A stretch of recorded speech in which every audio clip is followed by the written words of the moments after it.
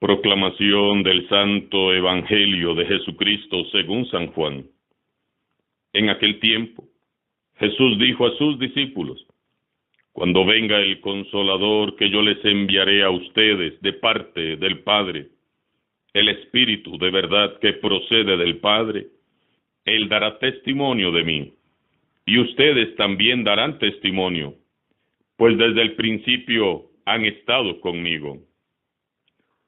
Les he hablado de estas cosas para que su fe no tropiece. Los expulsarán de las sinagogas, y hasta llegará un tiempo cuando el que les dé muerte creerá dar culto a Dios. Esto lo harán porque no nos han conocido, ni al Padre ni a mí. Les he hablado de estas cosas para que cuando llegue la hora de su cumplimiento, recuerden que ya se lo había predicho yo. Palabra del Señor.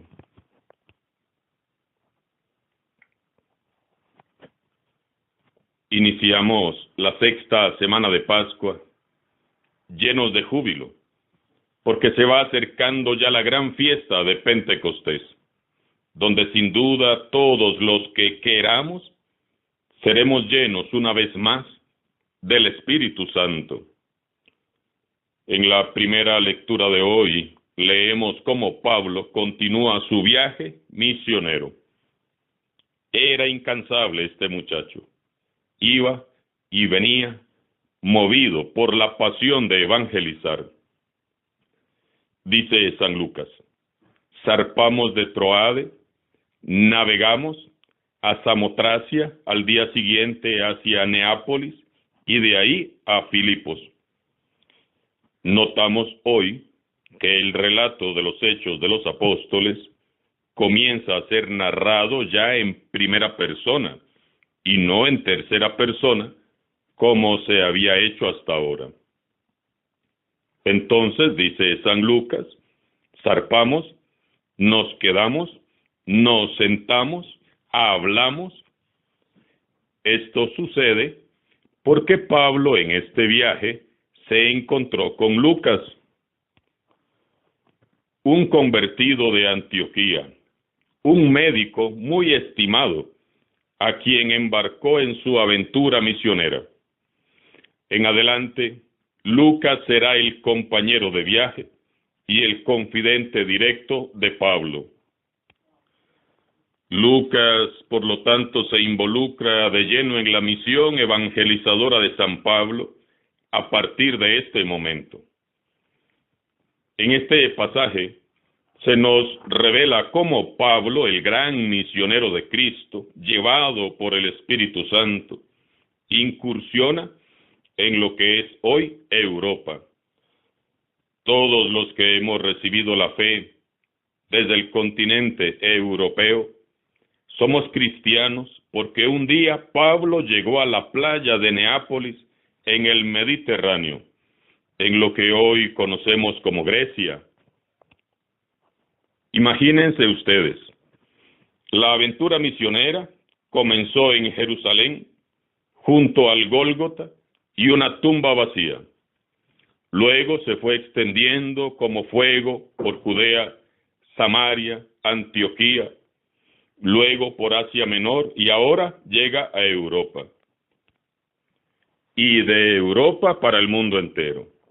Y así se ha ido extendiendo por los siglos, llegando a multitud de pueblos y naciones para la gloria de Dios. Pero aún hay mucho que hacer.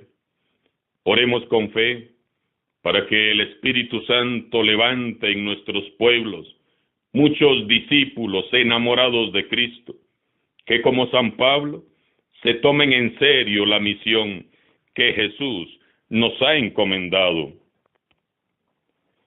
Hay muchas personas a quienes no se les ha comunicado la buena noticia del Evangelio y están ahí muy cerca de donde estás en este momento.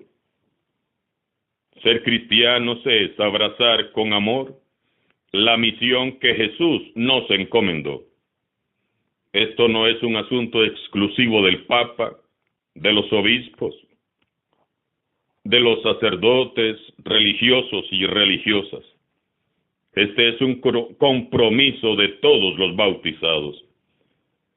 Yo los invito a salir a compartir el Evangelio, la buena noticia de Dios, con los vecinos, con los amigos, con los compañeros de trabajo o de estudio, y también a ir a buscar a los amados del Señor Jesús, a los más necesitados, los marginados y los olvidados, para anunciarles que Jesús está vivo y que Dios les ama. Compartamos todos el mensaje que San Pablo nos compartió. Hagamos que el Evangelio de Jesús llegue a todo lugar. San Lucas dice que Pablo se instala en Filipos, capital de Macedonia. Será pronto esta la primera comunidad cristiana europea a la que Pablo luego dirigirá su epístola a los filipenses, que frecuentemente leemos en la Santa Misa. Dice San Lucas que un sábado ellos salieron de la ciudad y se fueron a las orillas del río. Hallaron un pequeño grupo de mujeres que se reunía fuera a la ciudad, a la salida de la ciudad, bajo los eucaliptos, a orillas de un río, para orar.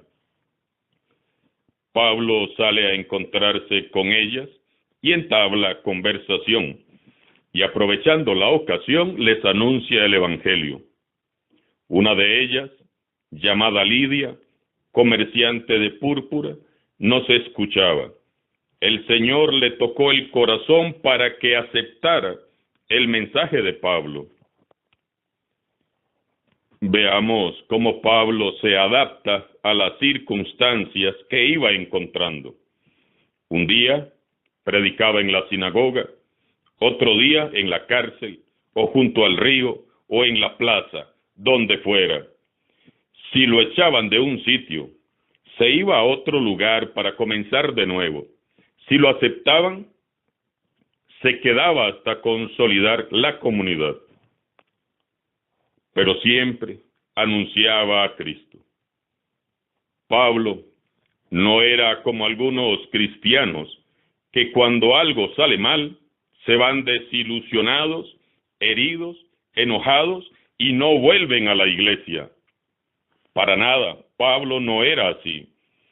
Él simplemente recogía sus cositas, bueno, si es que le daba tiempo, y se marchaba a otro lugar feliz a seguir evangelizando. Pablo hablaba y predicaba, pero es Dios quien dispone el corazón de quienes le escuchaban.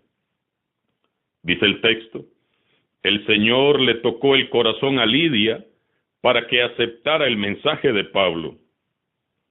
Lidia es la primera europea que acepta a Jesús como Salvador. Ella es una decidida empresaria que, tras escuchar la buena noticia del Evangelio, pide el bautismo y hasta ofrece la hospitalidad de su casa a los misioneros. Si están convencidos de que mi fe en el Señor es sincera, vengan a hospedarse a mi casa, dice San Lucas, y así nos obligó a aceptar. Pidamos con fe a Jesús que nos toque el corazón, como lo hizo con Lidia, para que nos abramos a la palabra de Dios y seamos transformados por el Espíritu Santo. Solo así seremos renovados. Por otro lado, en el Evangelio de hoy, Jesús continúa su discurso de despedida. Por un lado, anuncia a sus discípulos el consuelo y fortaleza que traerá a sus vidas el Espíritu Santo. Y por otro lado, les anuncia que por su causa padecerán persecuciones.